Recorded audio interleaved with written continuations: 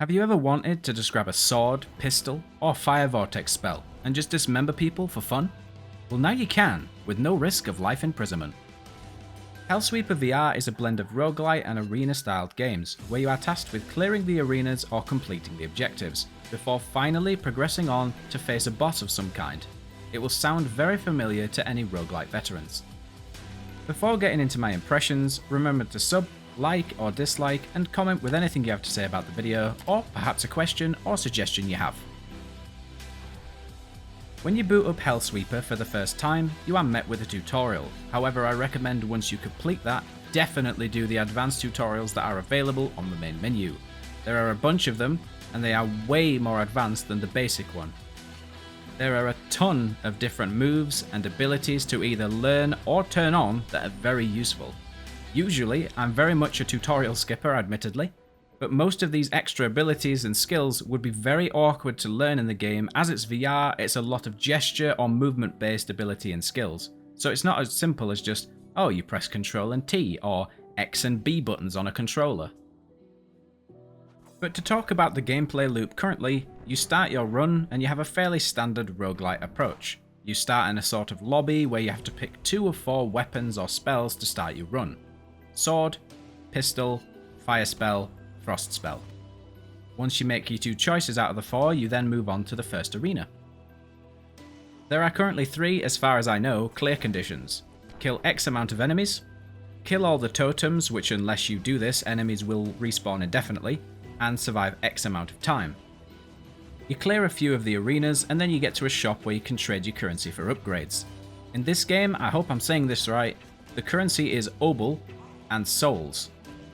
Though currently, souls are just for refreshing the shop, but you can trade souls for obol and vice versa. There are also chests you can open using anywhere from 1 to 3 keys. You gain keys by destroying the dark totems that you find in the map, and they may or may not contain a key. They also seem to stop spawning if you've opened all the chests in the arena, so that's a good way to know if you've opened them all. You will clear arenas and reach shops occasionally until you reach the boss at the end, which can currently not be fought. I assume this is just to give us a look at the first boss and prepare us for this grotesque fight. The enemies currently in the game seem to be missing a few from the roadmap, so don't base it off of the footage completely. In the roadmap that we have here, it shows minions, caged minion, basic minion, hook arm, secondary basic minion, flying head, geisha looking flying enemy. Mini bosses, gluttony, the big fat bitches that release poison gas, and they're pretty annoying in groups to be fair. Pride, samurai style enemy that floats with a force field, also very annoying when spamming the little ball attacks. Greed, not currently in the game I don't think. Envy, again not in the game. Lust not in the game. Sloth also not in the game. For bosses, we have corruption. Uses melee when close and magic when afar, so it sounds like this would be a fight based on what your build was and which you were stronger at, or potentially what is easier to deal with from the boss in terms of attacks. Deceit. Constantly spawns wooden mobs, which means you will be basically clearing those while trying to find the boss's hiding place or lure it out from there. Savagery. Strong and swift, which by the sounds of it will mean you need to have your block game on point, as well as also having very quick reactions to deal with the incoming attacks. Overall, the enemy types do sound interesting, though maybe they can think of even more, as with roguelike games, the more types of enemies you have, the more fun you can have, as there's more to learn, more strengths than weaknesses, and it just helps to keep it fresh. Now, what are my impressions of Hellsweeper VR? Well, I think it's a really good start for the game, to be upfront about it. The game is currently slated for a Q3 2022 release, so the devs have about a year to get from what we have now with the alpha playtest to a great game, which is actually not that far away if they keep on a similar path to what we have now. It has very nice graphics, a huge amount of gestures, weapons and abilities, and we haven't even been given all of these as far as I'm aware based on the videos I've seen, and it is very different to most arena style games purely because you get the vertical movement off the bat. If you just want to load up your first run and get some kills with somersaults only, you can go ahead and do that. There's no need to wait for a levitation spell or to get a spell that allows you to jump on enemies in the air or something silly like that. You can just do a somersault, there you go. One of the best things about this game, and what has the potential to make it genuinely fun to keep replaying, is the fact that you can combine spells and combine them with weapons. If you want to make a frost pistol, or you want a flaming sword, you slam them together and boom, you can cut through your enemy while also cooking them to perfection. I really hope they add more weapons and more spells to make it a true roguelite experience where you can just mix and match to find crazy combos. But if I was to say in a few words how I feel about Hellsweeper currently, I'd probably say it has the potential to be the VR game of 2022, but this is all about how it develops from here. But the foundations from this alpha test are really good. Now I want to talk about feedback. I've gone over most of the good points in the rest of the video, so this will be mainly what I'd like to see change or see added. Firstly, all gestures seem to require a huge amount of momentum to do. For example, Blade Wave, which is a skill for the sword, or even something basic like adding fire to your sword. For me on the Quest 2, I have to be really careful, as I have to do it that hard I nearly smash the controllers together. On 2 occasions I have actually done that merging spells and hit my fingers, and yeah, it hurts a bit.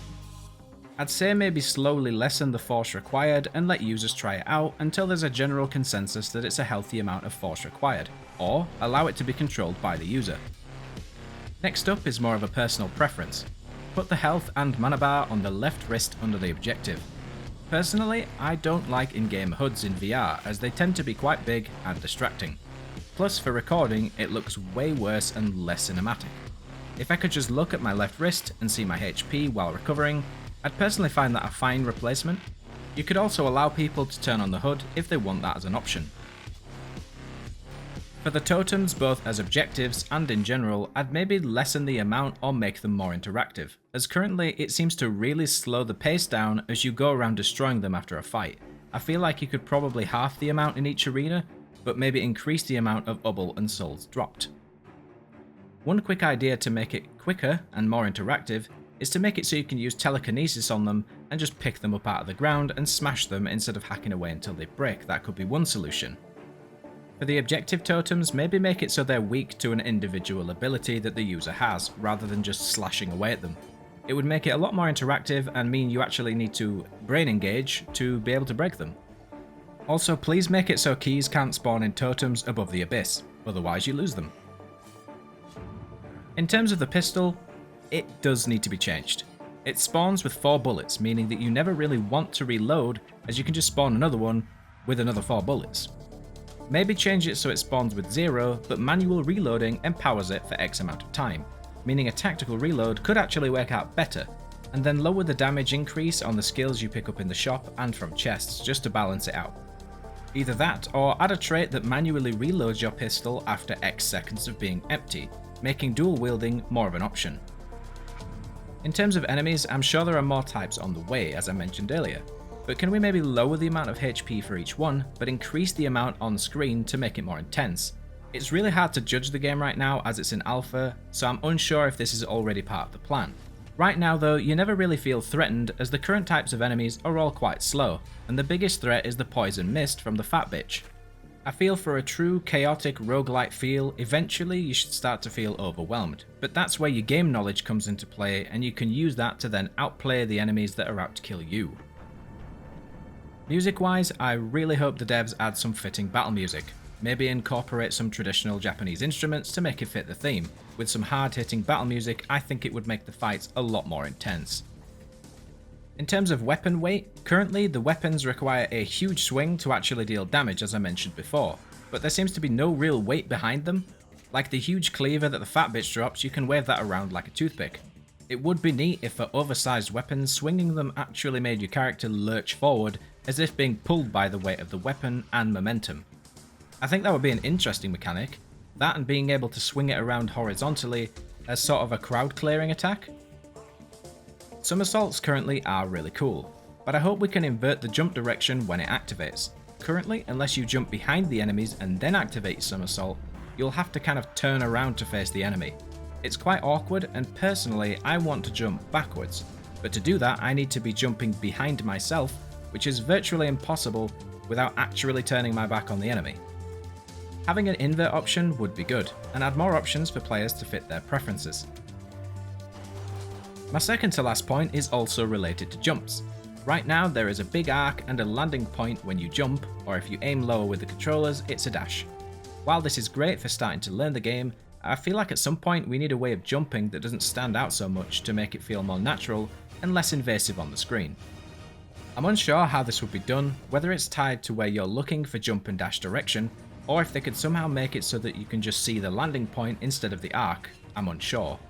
But like I said, it's fine for now as people learn the game, but I feel that after about 10 hours for example, you may want to try take off the training wheels and jump with as minimal visual input as possible.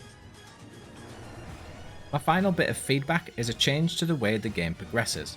Personally, I would find it better to not know which arena it will be, or to have them randomly decided as you take the portal to the next arena, so it's truly unknown what you will face next. As right now, you have the safety net of the shop so you know when you'll be able to spend your obol. Some runs should be harsh, some runs should be overpowered. That's what I find fun about roguelites personally, as sometimes you are destined to get absolutely fucked and just think, oh well, next run. Unsure if others will agree with my point, but I think a more unknown experience makes it more fun. But that's all the feedback. If you do end up playing the playtest, do bear in mind this is an alpha. Feedback is always good, but please don't just say game bad or hate on it, because that's not going to make it any better before release. It's just a knee-jerk response to something that you don't like. Plus, the devs do seem to be pretty active on the Discord, so if you do have any feedback or suggestions, put it in there and I'm sure they will read it. But Hellsweeper, as I said before, seems to be a game I think I will definitely be getting on day one, and from this playtest will only get bigger and better. If you want to follow me on Twitch, Twitter or Discord, I will put all my links in the pinned comment and the description, and please let me know in the comments what you think of the game or the video. It's always nice to have other people's opinions. But with that said, I will see you for the next video.